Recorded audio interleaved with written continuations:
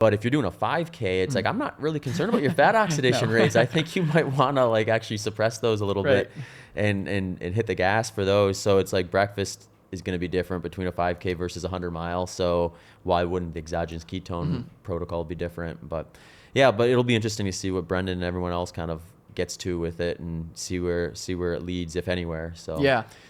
I think the two different types though too are interesting because there's like all ketones aren't just ketones. Right. So we have like the two main ones pretty much now are the one that is our like beta hydroxybutyrate, and then there's the butane diol. And so they're definitely different. And I think at least the beta hydroxybutyrate one, I would more lean on that towards being kind of a physical performance enhancer. The butane diol one seems to have more of the cognitive maybe or like mental effects because that one's kind of it's essentially like an alcohol. So like if you drank enough of it, you'd be like a little bit like tipsy or loopy or whatever. So it's kind of interesting to think about that. Yeah. Well, it's funny too, because when you look at this, if you actually look at the products that make the difference, the esters versus the diols have less ketones in it for that reason, I would imagine, because you just can't do 30 grams of a diol without maybe having the reverse effect. Or Yeah. It's interesting stuff. I feel like there was another study we were going to talk about that.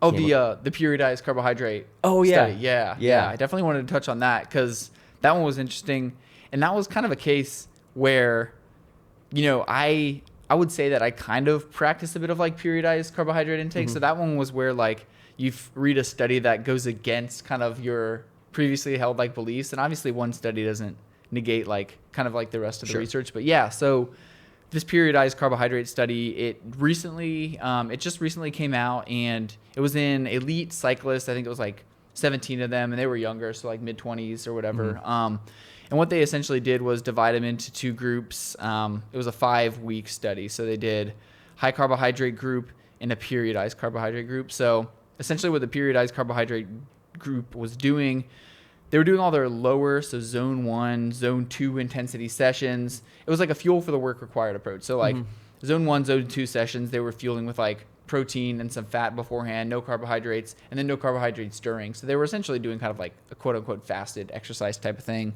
High carbohydrate group was just like using carbs before, during, after training, like for the entire time. And again, only 5 weeks, so like pretty short. But I thought what was interesting, they all improved in like their maximal lactate steady state performance. So after like the training period, they improved.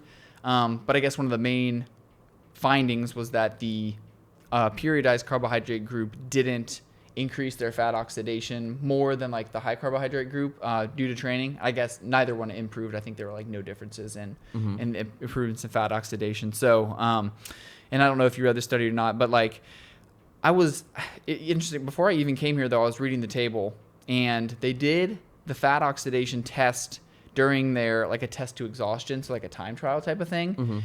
And it was low for one, which like kind of caught me off guard. I think it was like 0.3 grams per minute or something during but it was a time to exhaustion test, so perhaps they were, pretty high intensity. Yeah. It was double though that of the high carbohydrate group, but it like wasn't statistically significant. So one of those other things where you're like sample size and things like that might matter, but overall basically it was kind of just like they saw no difference, no benefits to the periodized carbohydrate approach, which one could say, oh, well, periodized carb is no better, so you can eat high carb all the time, but it was no worse also. So they maintained kind of their training output. They kind of maintained their performance or even improved their performance, similar to the high carb. So it's interesting because one of the benefits and one of the reasons why a lot of people do the periodized carbohydrate intake is for the benefit of improving their fat oxidation. And so based on the results of that study, and of course it's just one, but like that wouldn't necessarily support that it's any better. So